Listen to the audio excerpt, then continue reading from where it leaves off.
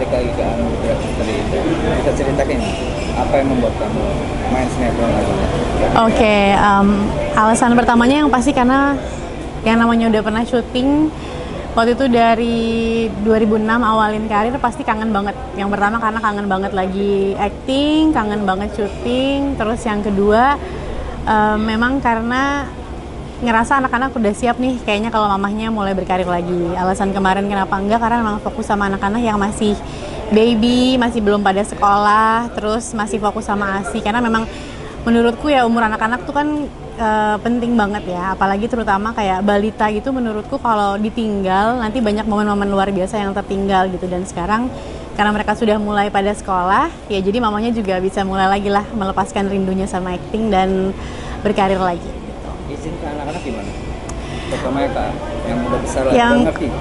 kalau izin sama anak-anak sih yang pasti Arsen udah ngerti karena memang ayahnya pun sama ya, sama-sama syuting gitu. Terus kalau yang dua ini nih yang dari mereka lahir kan belum pernah ditinggal, dan lebih ngomongnya sih kayak mama kerja ya, tapi ikut pertama kali mereka lihat gitu. Terus ternyata kayak mau pulang bosan, mungkin karena lingkungan lokasi syuting kan buat anak-anak yang tidak biasa mungkin nggak nyaman. Jadi ya mereka jadi tahu oh mamanya kerja, aku di rumah aja gitu. Jadi dan pasti banyaknya sih komunikasi sama mereka, ngobrol. Terus mereka semua memang tidak bisa dipungkiri sekarang kan bergadget, dan gadgetnya itu kapanpun mereka mau video call aku bisa gitu.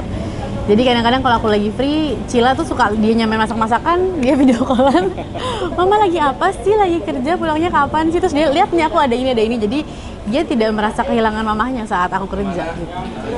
Akhirnya nyantol di MNC Pictures ini Ya. prosesnya gimana? Kamu door to door atau memang mereka Nggak yang- sama sekali, jadi prosesnya tuh benar-benar dadakan. Jadi menurutku sih benar-benar anugerah buat semua, buat tim, buat aku, buat semuanya. Jadi tiba-tiba di bulan Desember dihubungin langsung ke manajerku kalau ada satu judul gitu kan, Risti mau apa enggak. Terus aku lihat skenarionya, oh iya boleh.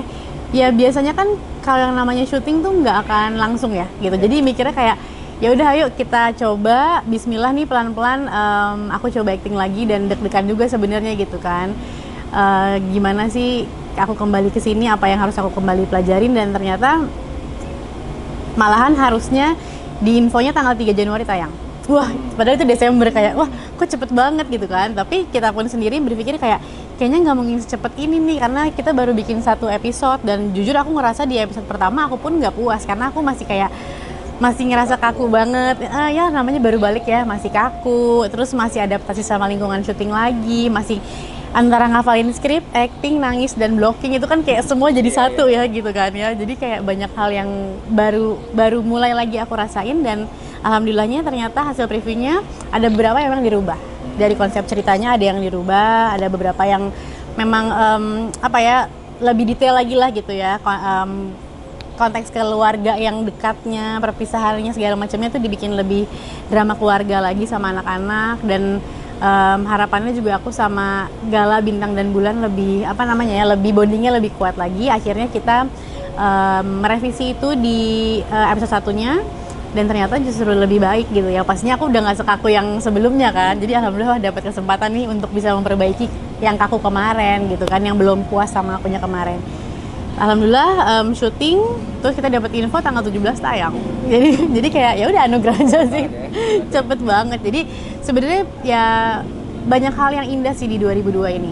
Iya. Tempat kali ketakutan nggak? Biasa kan sinetron syutingnya promo-promo tapi nggak tayang.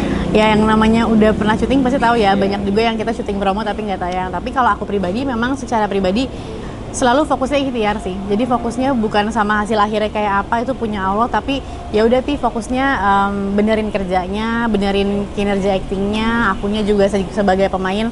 Ya diperbaiki banyak hal-hal yang harus dibenerin dan difokusin lebih kayak gitu. Jadi kapan mau tayang itu gimana, sebenarnya aku ngerasa itu sudah terserah Allah. Itu bukan wewenangku gitu. Jadi kalau Allah mau cepet, alhamdulillah cepet. Kalau Allah bilang masih nanti, berarti belum rezeki gitu kan. Jadi memang makanya orang kayak kaget banget gitu, kenapa tiba-tiba muncul. Karena memang pada saat kemarin tuh aku nggak posting. Pemain-pemain lain kan misalnya syuting dia posting gitu kan, aku tuh enggak. Kenapa? Karena pengalaman zaman dulu kan, kalau kita terlalu heboh-heboh sesuatu nanti malah jadi kecewa, malah jadi malu kalau ternyata tiba-tiba nggak tayang, nggak apa. Jadi aku kayak paling anteng kali ya. Jadi aku ngerekam momen-momen indah itu tapi nggak aku posting sampai fix dulu kalau ini bakalan tayang. Jadi kalau aku mikir gini, sampai ada iklan segera tayang tanggal berapa di TV baru berani gitu. Jadi lebih itu sih. Bangun bonding dengan 3 anak. Ya. Baru-baru semua ya sebenarnya mereka. Enggak, mereka justru udah biasa main juga. Jadi alhamdulillah mereka sudah terbiasa main. Terus malahan Nanda yang jadi bulan malah dia sudah menangkan piala juga kan ya. Terus Bintang juga udah banyak banget film dan sinetronnya. Jadi maksudnya bersyukur sih dapat mereka yang juga memang terbuka. Karena aku ngerasa gini, kalau kita mau bonding sama seseorang untuk nyaman harus sama-sama terbuka kan. Kalau anak-anaknya ini tertutup susah, dan bersyukurnya aku punya anak 3. Jadi udah ya. Paham ya. Jadi cuman memang umurnya pun nggak beda jauh sama mereka. Jadi sudah paham anak umur segini nih yang lagi mau ABG kayak gimana, terus anak yang kecilnya kayak gimana. Jadi santai dan bisa lebih sabar sih di lokasi. Mungkin kalau yang syuting yang jadi peran ibunya mungkin belum nikah atau belum apa, ngelihat mereka dengan segala keseruan anak-anak mungkin bisa jadi nggak sabar. Tapi kalau aku malah kayak happy, terus juga aku izin untuk ngebonding sama mereka di adegan-adegan, boleh nggak megang mereka gitu untuk membiarkan mereka terbiasa sama aku. Dan alhamdulillah malah jadinya nggak syuting pun pasti kayak bunda, kayak kemarin misalnya nonton bareng pasti dipangku, pasti meluk, pasti disuapin gitu-gitu sih. Kayak anak sendiri ya. Jadi kayak anak sendiri. Jadi sekarang anaknya 6 ya, 3 di lokasi, 3 di rumah. Dengan mereka yang sebenarnya pengalaman syutingnya juga udah ada. Ya. Terus kamu sendiri yang udah lama vakum. Ya. Berapa lama proses untuk booming itu? Gak lama sih, karena memang pada saat hari pertama ketemu pun aku ngedeketin Gala yang paling utama, karena menurutku Gala ini masih 4 tahun, jadi kayak dia pilih-pilih kan pasti mau main apa gimana. Dan alhamdulillah aku selalu berusaha buat welcome, buat main sama dia. Tiba-tiba pas lagi break maghrib makan malam, dia ketok kamar. Waktu itu setnya aku dapat kamar ini kan buat istirahat. Dia ketok, bunda aku bawa ini. Dia bawa tas, ada buku, ada bolpen, ada mainan, ada masak-masakan. Aku bilang, nah ini momennya buat deket sama dia. Jadi aku siapkanlah waktu sama dia buat main. Semenjak itu sih ya Gala udah jadi kayak ya mamahnya ada bundanya juga buat lokasi syuting gitu. Nah, proses syuting sendiri apa yang kesulitan yang kamu hadapi nih? Paling sulit lah.